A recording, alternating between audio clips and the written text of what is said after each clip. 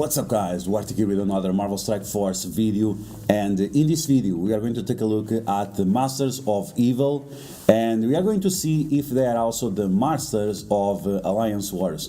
So we're going to take this team and face a bunch of common teams that usually face in Alliance Wars, and see if the Masters of Evil have any value in Alliance Wars or not.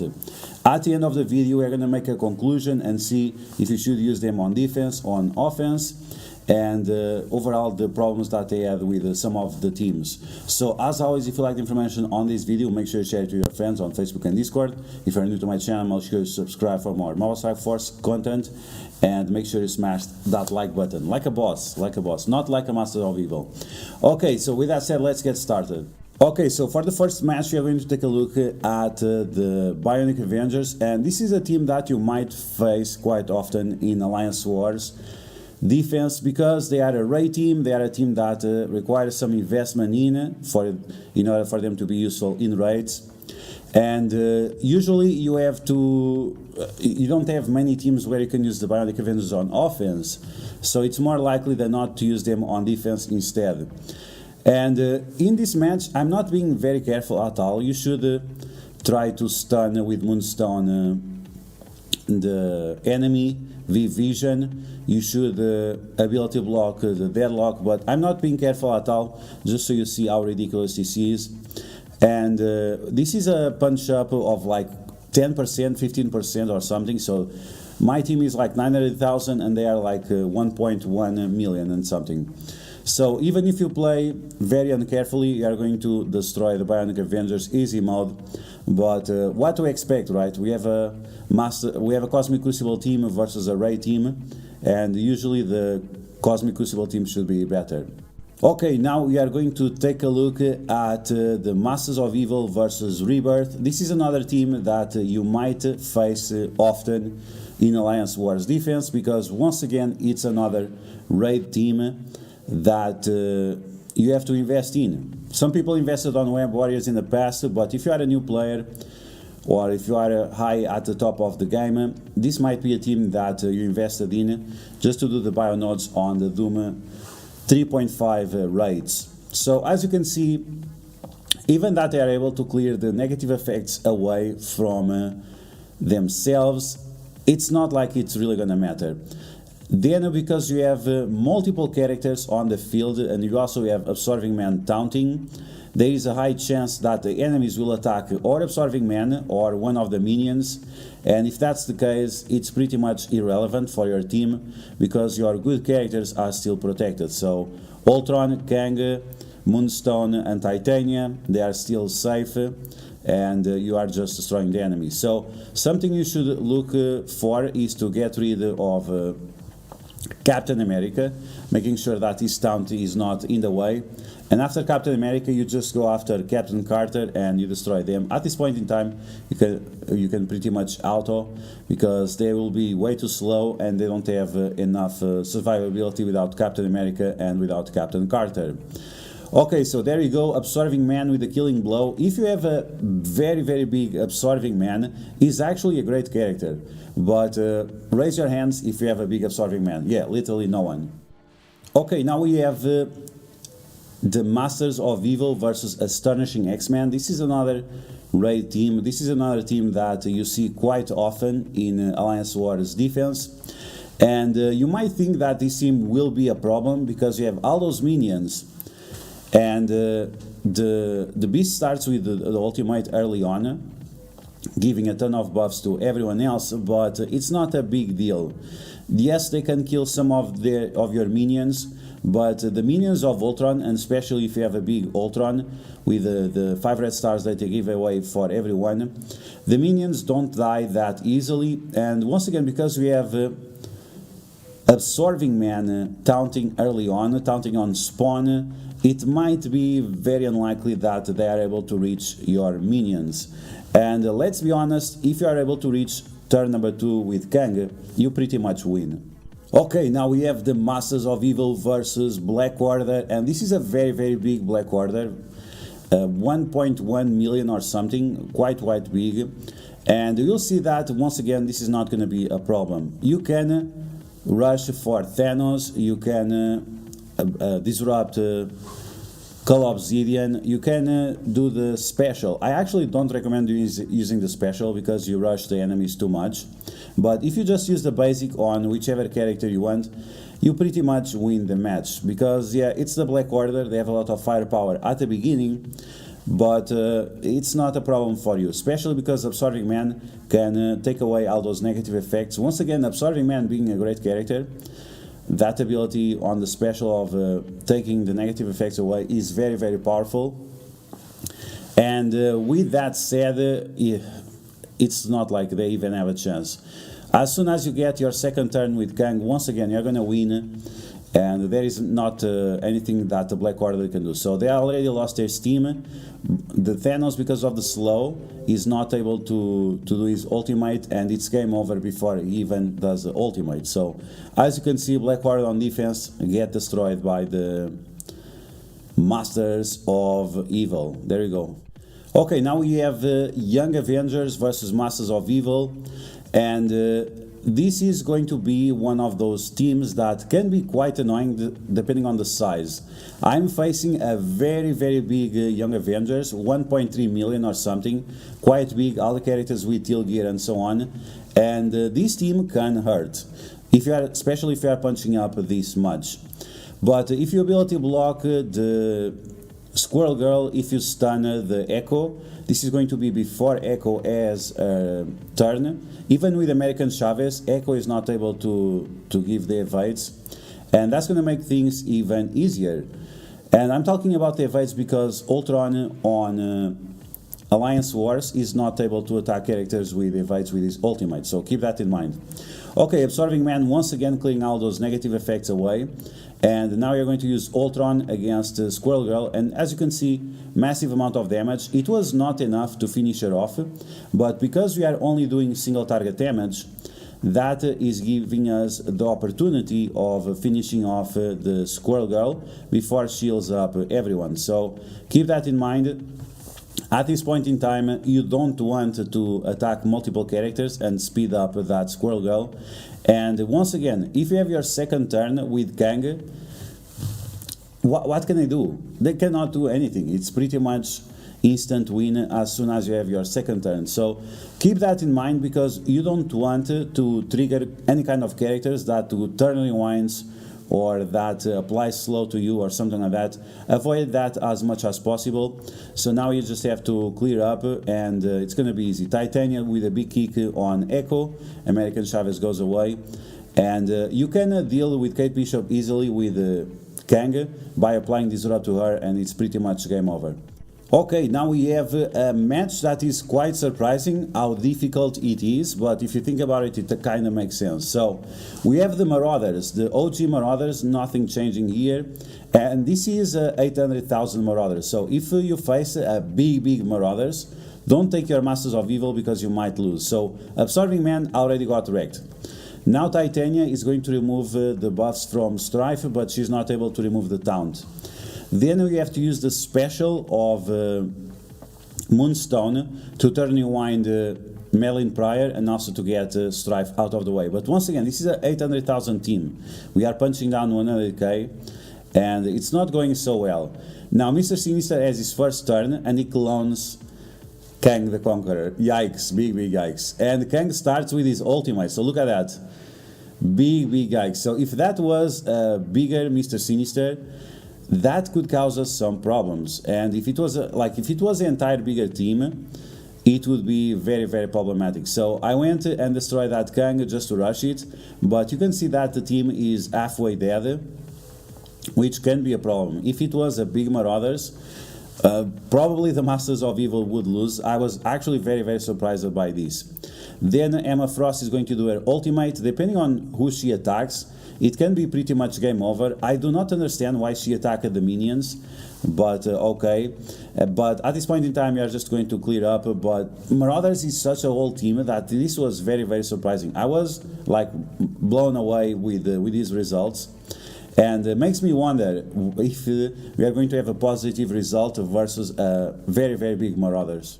Okay, so now we have Masters of Evil versus the Dead Seed. Dead Seed is a team that you can face quite often in defense as well. They are a raid team, they have multiple AoE attacks, so it makes a team to be decent on defense. This is a big punch up, this is a 200 or 300k punch up, and this is definitely a match that I do not recommend. If it's like a punch across, sure, maybe you can win, but I do not recommend it because, as you will see, there are quite a few things that you need to make work for you. So I would like to ability block the Nemesis because he's going to apply slow if you don't ability block him. I would stun the Archangel, and to stun Archangel you have to remove his evade early on with the Kang special. Absorbing Man is going to use his special. Once again, the special of Absorbing Man, you will see that is a very, very important ability.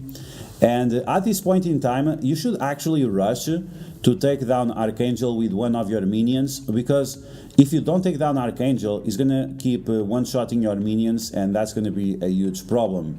So in this match, it's gonna be very, very important to rush for Archangel and to make sure that your Absorbing Man stays alive. If your Absorbing Man is very, very weak, then just forget about this matchup because it's just way too dangerous.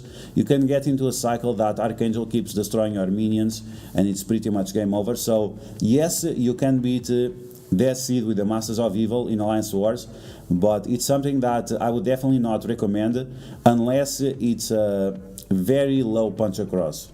Okay, now we have the Masters of Evil versus Web Warriors with Tangled Web, and this works, but be careful. If you are unlucky like right now, if they stun Kang, it can cause you some problems once again. And we are back to the same scenario that it's going to be very, very important for you to have a decently sized Absorbing Man so he can take a few punches in the face. So with Moonstone, she's actually going to be one of the characters that matters here. So she's going to miss her stun, and it's inconvenient, but I think that's the best ability that you can use on her first turn. Then you are going to ability block Spider Weaver with Titania, and you can already see that after that, after you ability block Spider Weaver, it's pretty much game over. But you can see that Spider-Man Noir is being the surprise MVP right there. You can see that he's getting tons and tons of turn meter. And maybe on a different scenario, maybe if my team was not as big, I would lose this match. But be careful, because that Spider-Man Noir is definitely not a joke. Okay, so now Kang with his special is going to smash. He's having his the first turn with the special because he was stunned. So depending on if he gets stunned or not, you might have a different outcome.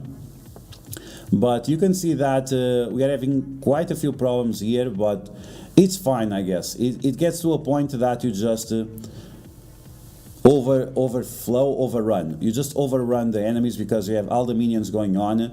And while Spider-Man Noir is very, very strong early on with his ultimate and with the special, after it takes quite a few time for him to get his cooldowns back, and the team loses steam, and after they can't catch up to you.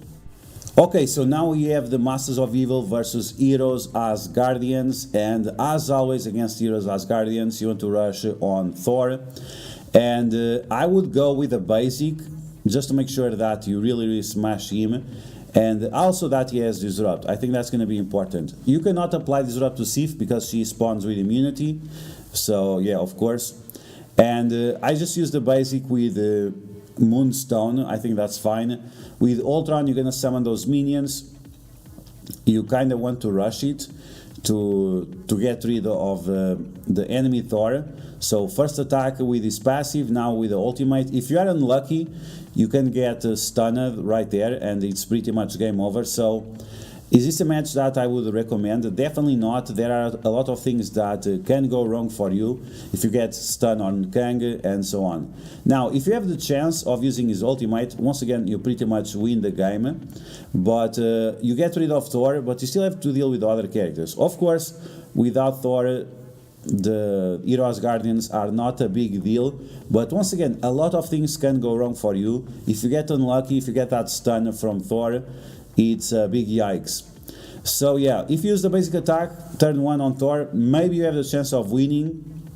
This is around the 200k or 300k punch up, which is still decent, but like once again, I would not risk it. It's problematic, and more often than not, the basic attack of Kang is going to be more important than his special.